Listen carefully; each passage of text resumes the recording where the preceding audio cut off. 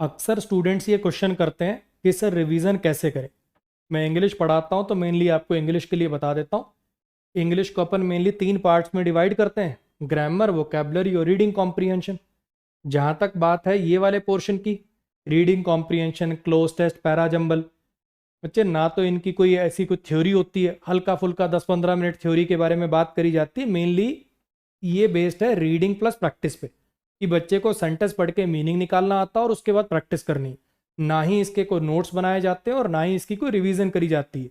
ऐसा नहीं कि आपने जो क्लोज टेस्ट वगैरह पहले सॉल्व कर रखे हो उसके बैठ बैठ के सारा लिख रहे हो, नोट्स बना रहे हो, उसको बार बार रिवाइज नहीं। मल्टीपल, बस ज़्यादा ज़्यादा इसकी प्रैक्टिस करनी, कि प्रीवियस ईयर के 100-150 अपन ने क्लोज टेस्ट लगा दिए, 300-400 पैराजम्बल सॉल्व कर दिए, लगभग 70-80 आरसी सॉल्व कर दिए, काम हो जाएगा इसका। तो इसमें ना तो कोई इस वाले पोर्शन के ना तो कोई नोट्स बनाए जाते हैं और ना ही कोई रिवीजन किया जाता है। इसमें सिर्फ और सिर्फ आपको ज़्यादा से ज़्यादा प्रैक्टिस करनी होती, और कुछ नहीं। जितना हो सके ज़्यादा से ज़्यादा इस पोर्शन को आपको करना होता है जी, प्रैक्टिस। That's it. ठीक है। अब बात करूं अगर मैं वोकैब की, तो वोकैब के अंदर हाँ जी काफ़ी ज़रूरी रहती है रिवीजन। अगर आप मेरे से कोर्स कर रहे हैं तो जैसे मैं फोटो नेमोनिक से पढ़ाता हूँ, वो टेक्निक ही ऐसी है कि उससे काफ़ी आपको ईजी हो जाता है वर्ड्स का मीनिंग याद करना। एक बार आपने वीडियो देख ली 2x स्पीड पर, उसके बाद आपने क्या किया, पीडीएफ से, फोटो नेमोनिक्स वाली पीडीएफ से रिवाइज कर लिया, उसके बाद आपको टेस्ट भी प्रोवाइड करके तो 2-3 में वैसे ही याद हो जाता है। अगर आप कहीं और से पढ़ रहे हैं तो भाई अपना डेली का टारगेट बनाओगे, कि अलग अलग टारगेट, किसी बच्चा, कोई बच्चा टारगेट बनाता 30 वर्ड्स नए रोज याद करूंगा, कोई 40 करता है, कोई 50 करता है, अपनी अपनी कैपेसिटी के अनुसार। बस ध्यान रखिएगा, जब आप बुक से याद कर रहे हो तो उसमें कोई फोटो नेमेनिक्स तो है नहीं, तो आपको रिवीजन ज़्यादा लगानी पड़ेगी। फोटो नेमेनिक्स वाली वीडियो से करते हो तो रिवीजन कम में भी काम चल जाता है, मतलब 2 बार रिवीजन सफिशियंट होती है, आपको वर्ड्स नहीं भूलते हैं। लेकिन अगर आप बुक से कर रहे हो तो बच्चे अक्सर गलती क्या करते हैं, डेली डेली नए नए नए नए वर्ड्स पढ़ते जा रहे हैं और पीछे मुड़ के देख ही नहीं रहे। तो मेरे भाई उसके अंदर आप ये रूटीन बनाइए कि हर 3 दिन बाद, 4 दिन बाद, या एटलीस्ट 5 दिन के बाद आगे नए वर्ड्स ना पढ़ के पीछे जो है उनको फिर से एक रिवाइज करेंगे। जो वर्ड्स आपको लग रहा है कि यार ये तो मैं भूल गया, उनको मार्क कर दिया, ठीक है। फिर आगे फिर पढ़ना शुरू कर दिया, फिर एक दिन रुके, है ना, 4-5 दिन बाद फिर रुके, फिर सारे वर्ड्स देखे। जब याद हो गए, जो पुराने मार्क थे याद हो गए, अच्छी बात है। जो पिछली बार भी भूले थे इस बार फिर भूले हुए हो, उसके ऊपर फिर से अलग कोई स्टार मार्क करेंगे। समझ में आया? तो बेसिकली क्या है कि हर 5 दिन के बाद, एवरी 5 डेज पर, हर 5 दिनों के बाद आप नया ना पढ़ के पीछे के वापस रिवीजन पर आओगे। और फिर क्या करना है, आपको हाईलाइट करनी है चीजें,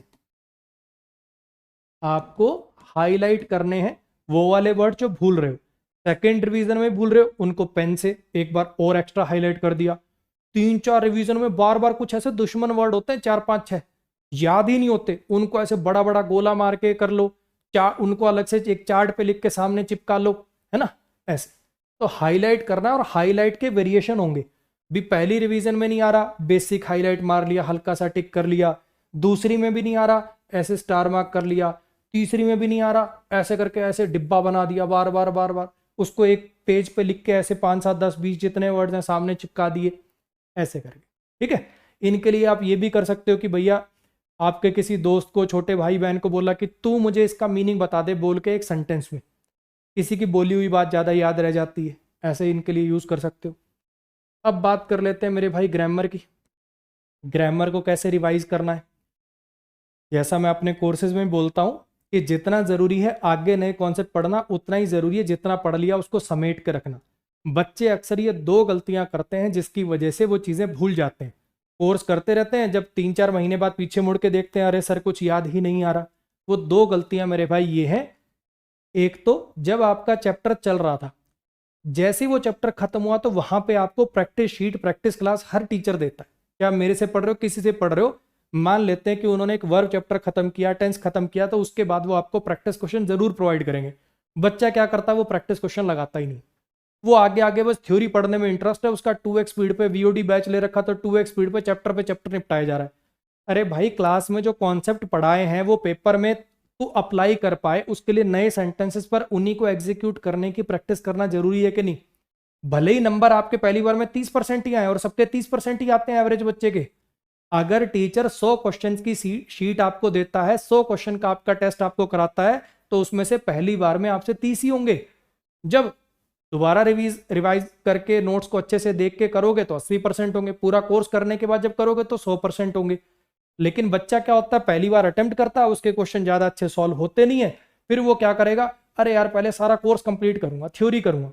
तो सबसे बड़ी गलती होती है कि चैप्टर खत्म होने के बाद उस चैप्टर के प्रैक्टिस क्वेश्चंस ना लगाना। दूसरी बड़ी गलती क्या होती है, बस जल्दी सिलेबस करना है हमें तो बनना है सर 3 महीने में इंस्पेक्टर, वो वाली वीडियोस हमने खूब देख रखी हैं, है ना। उस चक्कर में रिवीजन के लिए टाइम ही नहीं निकालते हो।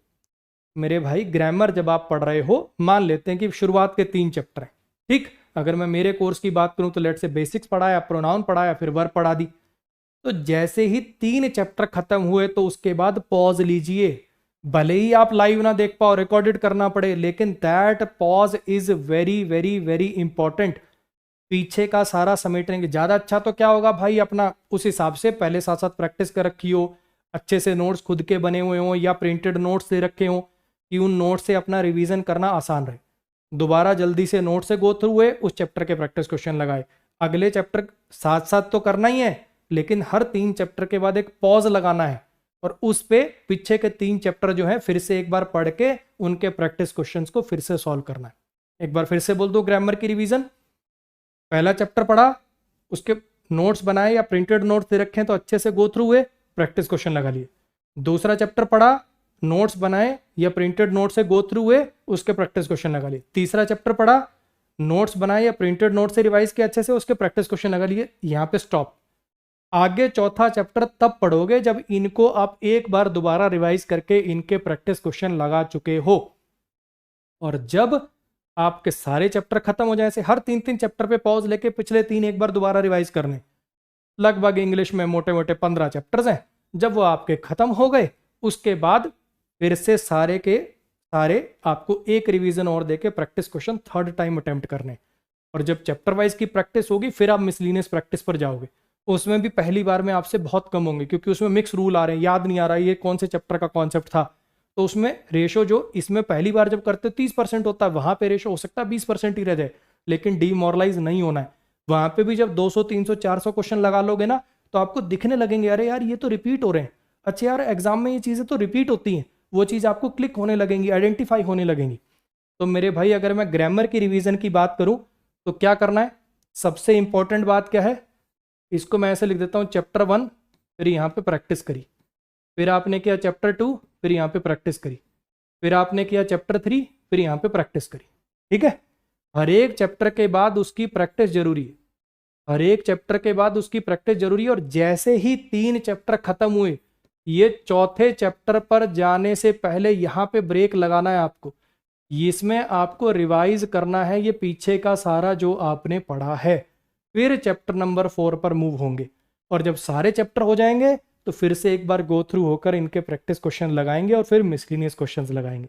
और जब ये सारा सिलेबस पूरा हो गया भाई साहब आपका, उसके बाद आप प्रीवियस ईयर पेपर सॉल्व करोगे।